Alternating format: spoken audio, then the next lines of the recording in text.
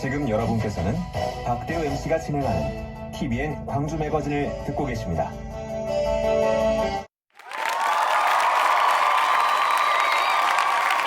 네, 보호 장비라든지 소독 방역 물품 등 그리고 또 정서적인 심리 치료 이런 걸 지원을 하게 됩니다. 근데 이제 보다 더 근본적으로는 이분들에 대한 그 노동권 보장까지 어떻게 담을 건가 이런 내용들이 이제 서구 위에는 담겨져 있다고 보면 되겠습니다. 네, 전국의 다른 자치단체들도 사실 이 필수 노동자 지원책을 시행 중이지 않습니까? 예. 이 노동권 보장이라고 하는 법적, 제도적 장치까지가 어떤 차별점이라고 봐야 됩니까? 아니면 다른 차별점도 있습니까? 10월에 서울의 성동구가 가장 먼저 필수 노동자 지원 조례를 발의했습니다. 근데 그 이후에 만들어진 지자체 조례들 보면 거의 문구 하나 안 틀리고 똑같은 경우가 많아요. 네. 그럼 이건 거의 뭐 필수 노동자에 대한 그런 데는 도움이 물론 되겠지만은 아무래도 해당 지역의 그런 실태, 그다음 또 성동구가 이 조례가 안 돼간 건 아니거든요. 네. 시작이기 때문에 그래서 보완하는 그런 측면에서 필수 노동자의 그런 영역을 콜센터라든지 경비 이런 부분을 확대를 했고요. 그다음에 이제 아까 말씀드렸던 것처럼 이 재난 시에만 지원되는 게 아니라 평상시에도 이분들에게 지원이 돼야 된다라고 하는 시기적 문제까지 좀 서구 의회 조례가 좀 다른 지자체에 비해서 차별점이 있다고 보면 되겠습니다. 네. 자, 이 조례가 일단 시행은 언제부터 됩니까? 통과가 된 상황인지 좀 여쭤보려고요. 예, 통과가 됐기 때문에 지금 이제 지원 계획을 수립을 하고 있어요. 그래서 본격적인 지원은 이제 내년 1월부터 실제 피부로 우리 필수 노동자분들이 느낄 수 있을 것 같습니다. 네, 그러면 당장 이제 한 달 채 남지 않았습니다. 그렇죠? 예. 네. 자, 의원님, 어떤 효과, 이 조례 제정이 가져올 효과라 그럴까요? 기대 효과도 있을 것이고요. 어떻게 예. 보십니까? 필수 노동자면 아까 말씀드렸던 것처럼 돌봄, 요양, 뭐 택배, 콜센터 어떻게 보면은 가장 저희가 평상시에 많이 접하는 분들인데도 불구하고 이분들의 어떤 노동권은 전혀 존중이 되지 않았죠. 그냥 당연한 업무였고 힘든 업무였다라고 생각을 했습니다. 근데 이분들의 소중함을 저는 이제 몰랐는데 이런 조례를 통해서 이분들이 만약에 얻게 되면 우리가 어떻게 보면 우리 사회가 실제 이런 재난 상황이 발생이 된다고 했을 때 하루만 이분들만 없어도 가장 네. 취약한 것도 무너질 수 있다. 그래서 이분들에 대해서 어떻게 우리가 존중해 줄 거냐 이런 데다 문화가 조성될 수 있다고 보는 거고요. 실질적인 그런 그 방역 물품부터 해서 심리적 정서적 그런 지원까지 좀 피부로 느낄 수 있는 그런 지원 대책들을 저희가 마련을 해가려고 합니다. 그리고 가장 우선인 건요, 이 조례가 만들어짐으로 인해서 현재 정부나 광역 단체가 나선 게 아니라 특이한 점은 가장 자치단체에서 낮은 곳에 있는 구의 단위에서 이루어진 겁니다. 좀 그 자치구에서요. 네. 그래서 이 자치구에서 마련된 조례가 시작을 해서 법까지 이어질 거라고 기대를 하고 있습니다. 네, 이제 광역으로 그 효과가 파급되고 또 전체 중앙정부까지 효과가 있을 것이다. 이런 기대감을 갖고 계시는군요. 예. 네.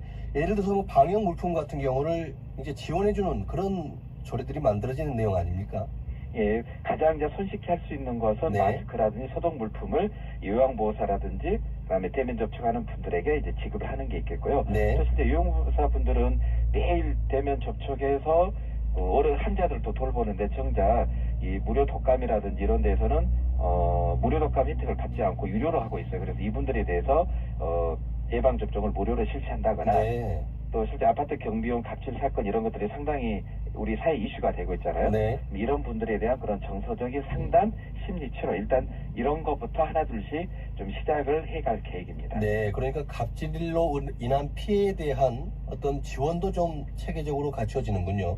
예, 그렇죠. 만약 물품 지원만 하게 되면 이게 일방적인 서비스가 되는 그렇게 거거든요. 되겠죠. 예. 근데 그분들이 정서적인 그런 심리까지 자존감을 높일 수 있는 방향으로 이후의 사업들을 계속 해갈 예정입니다. 네. 그러면 앞으로는 이제 법률적인 지원까지도 조금 확대할 수 있겠다는 기대감도 있습니다. 어떻습니까? 예. 지금 현재 정부에서도 이 곳곳의 지자체에서 만들어지기 때문에 지금 현재 법률적 검토를 하고 있습니다. 근데 네. 법률적 검토가 되면은 이제 또 모든 지자체들이 동일하게 시행을 하는데 지금 필요한 것은 중앙정부가 법이 안 만들어져서 우리 지자체에서는 할 수 없다 이런 것보다는 우리 지자체에서라도 법이 없더라도 할 수 있는 부분들은 하나둘씩 해가는 게 어떻게 보면 좀 지금 시대에 맞는 지방정부의 모습이라고 봅니다. 그러게 말입니다. 100% 동의하고요. 의원님, 예를 들어서 갑질 피해를 아주 피부로 그리고 현실적으로 이렇게 겪는 분들이 아파트 경비하시는 분들, 관리하시는 분들 아닙니까? 예를 들어서. 예, 그렇죠. 그러면 그분들이 갑질을 당하게 되면 어디 허수할 데가 없단 말이죠. 예, 예. 그런 경우에 어떤 법률적인 어떤 지원도 조금 가능한 것이냐 앞으로라도 예, 예. 여쭤보고 싶은 거거든요. 아, 예. 예, 지금 현재 그 지자체에서 세부적인 사업 계획을 세우면 됩니다. 그래서 네, 실제 갑질에 대한 피해를 현재는 거의 대부분 개인의 문제로 그렇죠. 두고 있고, 그러지 않으면 이제 유료 상담센터를 이용을 해야 되는 건데 이게 또 쉬운 게 아니잖아요. 그래서 이런 부분들도 개인의 문제로 맡겨둘 게 아니라 또 네. 개인이 해결하더라도 유료가 아닌 공공의 영역에서 이제 이런 것들을 나서야지 우리 사회 갑질 문화도 더 없어질 거라고 봅니다. 그러니까요. 오늘 정말 의원님하고 전화 연결하기를 잘했습니다. 왜냐하면 시급한 현안들이지 않습니까? 아파트라든가 이 대면하는 말 그대로 우리 고생하시는 분들 말이죠. 이분들에 대한 갑질이 사회 문제가 되고 있는데, 자, 이분들에 대한 어떤 경제적 그리고 여러 가지 지원도 좋지만 법률적으로 또 이분들의 어떤 자긍심을 높여줄 수 있는 그런 제도를 조금 원하고 있거든요. 그런 측면에서 의원님이 좋은 제도를 만드신 것 같아요. 예, 고맙습니다. 앞으로 어떤 계획도 갖고 계십니까? 저는 어떤 조금 전에 말씀드린 물질적 지원 혜택 이런 것도 물론 중요하지만요. 실제 이분들이 어떤 공기라고 생각하는, 우리가 평상시에 공기가 소중한지를 눈에 보이지 않으면 잘 느끼지를 못하잖아요. 네. 호흡이 같았을 때 이제 공기의 소중함을 느낀 것처럼 이분들이 평상시 우리 사회에 없어서는 안 돼. 그 소중한 분이라고 하는 그들의 인식과 존중이 문화가 넘쳤으면 좋겠습니다. 네, 알겠습니다. 의원님이 꿈꾸는 세상 저도 응원하겠습니다. 오늘 말씀 고맙습니다. 예, 고맙습니다. 네, 광주 서구의 김태진 의원과 함께 얘기를 나눴습니다.